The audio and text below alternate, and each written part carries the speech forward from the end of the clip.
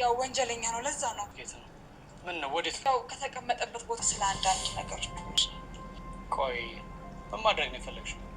ግልጽ ልታደርጊልኝ ትችያለሽ? መርማሪ እስቲ ተመልከት። በጣም ቆንጆ ሰው ይታየም እዚህ ጋር። በዚህ መንገድ ነው የምታስቢው? በሆነች ቆንጆ ሴት ውስጥ ዳዊት ሆስፒታል እጠብቅሃለሁ። እሺ።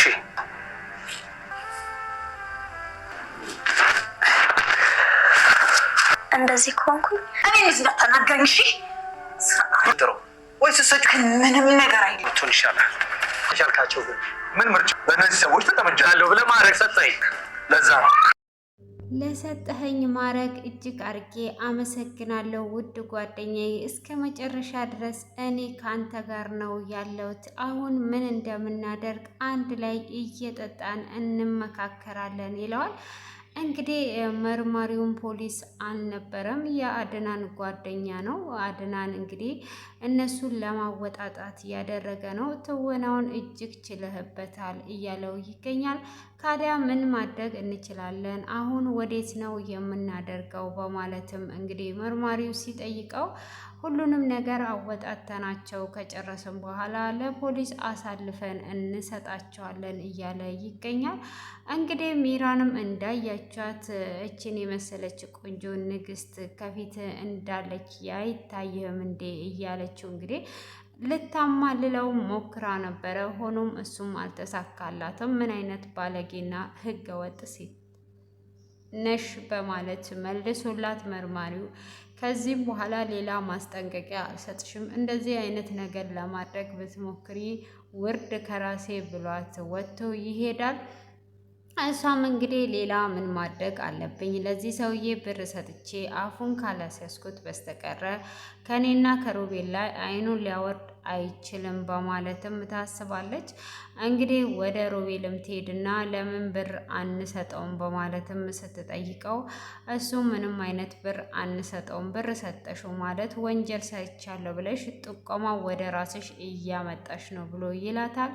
እሷም በፍጹም ብር መስጠት አለብን፣ ካለበለዛ ዝም የሚል ሰውዬ አይደለም፣ እንደጠበቅነውና እንዳሰብነው አይደለም፣ አይኖቹ እንዳለ እኛ ላይ ናቸው። ስለዚህ አይኖቹን ከኛ ላይ እንዲያነሳ ብር መስጠት አለብን ብላ ትለዋለች።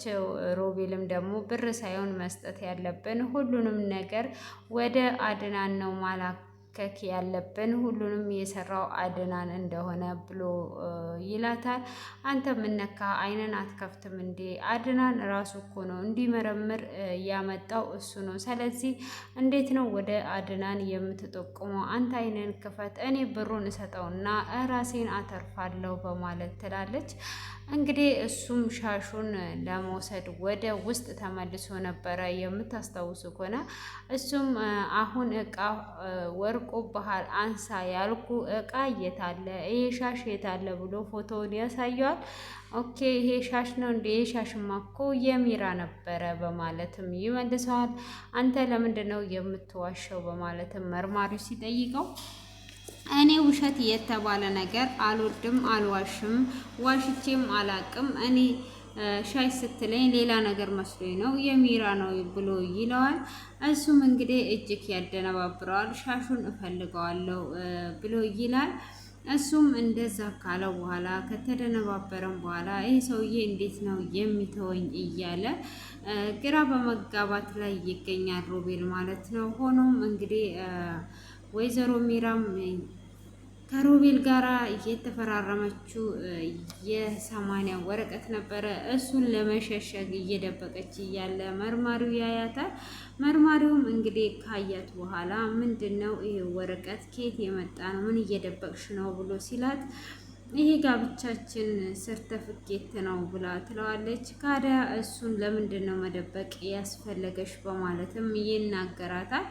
እሷም እንግዲህ መደበቅ የፈለኩበት አሁን ይሄንን እያስቀመጥኩ እንጂ እየደበቅኩ አይደለም። ካዲያ ልብስሽ ስር ማስቀመጡ ለምን ተፈለገ በማለት አሁንም ሴሬስ ይቆጣታል ማለት ነው።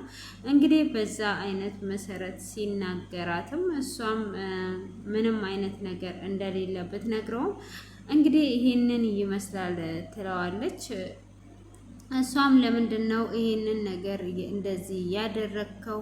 ምን እያደረክ ነው ያለኸው ብላ ትለዋለች። እሷም እንግዲህ በዚህ አይነት መሰረት ስትነግረው እንዴት ይሄ ነገር ሊፈጠርና ሊሆን ይችላል በማለት እንግዲህ በመናገርም ትገኛለች። እሱም አረ እንደዛ ማለት አይደለም ምንም ነገር የለም በማለትም ሲል በይ አስቀምጪ ብላ ትላለች። ከዛን እንግዲህ እሱም ሁሉንም ነገር አይቶ ከጨረሰ በኋላ ለዛሬ ይበቃናል መሄድ አለብኝ ብሎ ይለዋል። እንግዲህ እሱም ባለቤቱ ደውላለት ባለቤትየው ቶሎ ድረስልኝ ልጅ ሆስፒታል ናት ያለችው ስትለው እየሰማችሁትን ያላችሁት።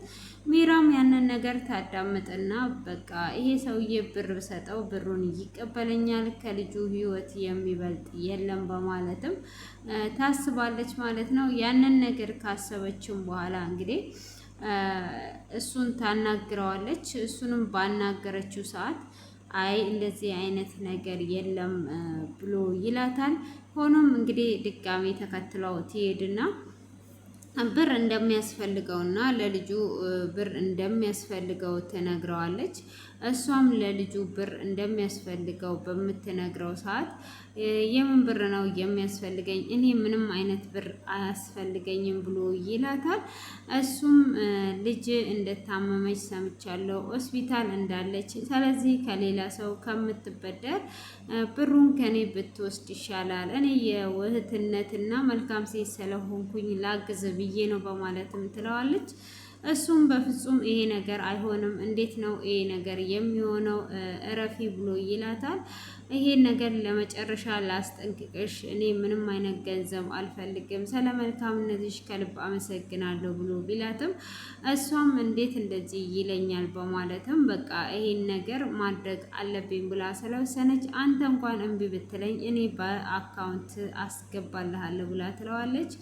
እሱም እንደዛ በምትለው ሰዓት እንግዲህ ጥሏት ይሄዳል ማለት ነው። ሆኖም ሮቤል እቺ ልጅ ወዴት ሄዷ ነው? ብቻ ፖሊሱን ተከትላ ሄዷ እንዳይሆን ብሩን ልሰጠው ብቻ እንዳይሆን እና ወደ ራሳችን እንዳትጠቁም በማለትም እንግዲህ ወጥቶ ይከተላታል። እሱም ወጥቶ በተከተላት ሰዓት ሊያገኛት አልቻለም። ቢፈልጋትም መንገድ ላይ ይገናኛሉ። በመንገድ ላይ ሲገናኙ የት ሄደሽ ነው? ብቻ ለፖሊሱ ብር ሰተሹ እንዳይሆን በማለት ይጠይቃታል። እሷም አዎ ሰጥቼዋለሁ በማለትም ስትጠይቀው ለምንድን ነው የሰጠሽው? ወደ ራስሽ እንደጠቆምሽ ረሳሽ ወይ? በማለት እንግዲህ እጅግ ይቆጣታል። በጥፊ እስከ መባባል ይደርሳሉ ማለት ነው። አንድ ጥፊም ታጠጣዋለች። ያንን አንድ ጥፊም ባጠጣችው ሰዓት እንግዲህ ዝም ይላል። እሱም ብሩን እንዴት ሰጠሽው ወዴት ብለ እንደመጠየቅ ዝም ብለው ወሬ አታብዛ በማለትም እንግዲህ ያንን ጥፊና ጥፊ ትሰጠዋለች። ያንን ጥፊ በሰጠችውም ሰዓት እንግዲህ እሱም ምንም ማድረግ ስለማይችል ዝም ይላል ማለት ነው። ያንን ዝም ካለ በኋላ እንግዲህ እየተጨቃጨቁ ወደ ውስጥ ይገባሉ። ወደ ውስጥም ሲገቡ መርማሪው ተመልሶ መጥቷል ማለት ነው። መርማሪው ተመልሶ የመጣበት ምክንያት እሷ ያስገባችለትን ብር አይቶ ሊጠይቃት ነበር የመጣው። እሷም እጅግ ትደነግጣለች። እንግዲህ ሮቤልም ያይና መርማሪው ተመልሰ መጣ እንዴ? ለምን መጣ? በማለትም ይጠይቀዋል። እንዴት ነው ለምን መጣ? ያልጨረስኩት ነገር ነበረኝ፣ ሚራን አንቺ ውስጥ አወራሻለሁ ብሎ ይላታል። እንግዲህ በመደነባበል ላይ ይገኛሉ። ሚራንም ውስጥ አስገብቶ ይጠይቃታል። ለምንድን ነው ብሩን ያስገባሽልኝ? እኔ ይሄን ነገር እንዳታደርጊ አልነገርኩሽም ወይ? ይሄንን ነገር አድናን ያውቃል ወይ ብሎ ይጠይቃታል። እሷም አያውቅም በማለት ትመልስለታለች። ካዲያ እሱ ሳያውቅ ለምንድን ነው ይሄንን ነገር ያደረግሽው? የራስሽ ምንጭ አለሽ ወይ ብሎ ይጠይቃታል። እሷም የራሴ የለኝም፣ ግን ይሄኛው ትንሽ ነገር ስለሆነ ምንም መጠየቅ አያስፈልግም ለዛ ብዬ ነው ብላ ትለዋለች። እንደዛ ብሎ ነገር የለም፣ ይሄንን ነገር ለባለቤትሽ ማሳወቅ ነበረሽ። እኔ አሁን ለባለቤትሽ አሳውቃለሁ፣ ብሩንም ከፈለሽ ከሱ መውሰድ ትችያለሽ፣ ልጨምርልህ ብላ ብትለውም አብረን እናውራ ብላ ብትለውም በፍጹም እኔ አልፈልግም ማውራትም፣ ብሩንም መውሰድ ትችያለሽ ከባለቤትሽ በማለት እንግዲህ ብሩን ለአድናን ይሰጣል። እሷም ይሄንን ነገር እንዴት አድርጌ ነው የማመልጠው? ቤት ቀዳዳ ነው የምወጣው በማለትም ወደ ማሰብ ትገባለች ማለት ነው። እሷም እንግዲህ ወደ ማሰብ ስትገባ አድናን ይመጣና ምንድነው እያደረግሽ ያለሽው? ይሄ ነገር ምንድነው በማለት ይጠይቃታል። እሷም እኔ ልርዳው ብዬ ነው እንጂ ምንም አይነት ነገር የለም በማለት ትመልስለታለች።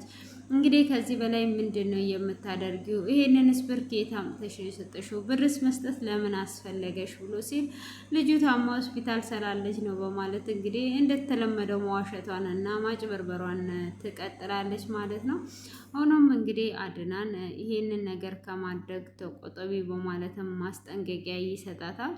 እሱም እንግዲህ ማስጠንቀቂያውንም ቢሰጣት እሷም ያንን ነገር እንግዲህ ከማድረግ ወደኋላ ስላላለች አሁንም ከሮቤል ጋር መማከራቸውን ይጀምራሉ። ሜዳም ለዋናም እንግዲህ እንዳያችሁት ከአድናን ጋር ለሽበት እንግሩ ፍራሽ ብላለች ማለት ነው። አንድ ዛሬ ተደስቻ አላቅምም እያለችው ትገኛለች።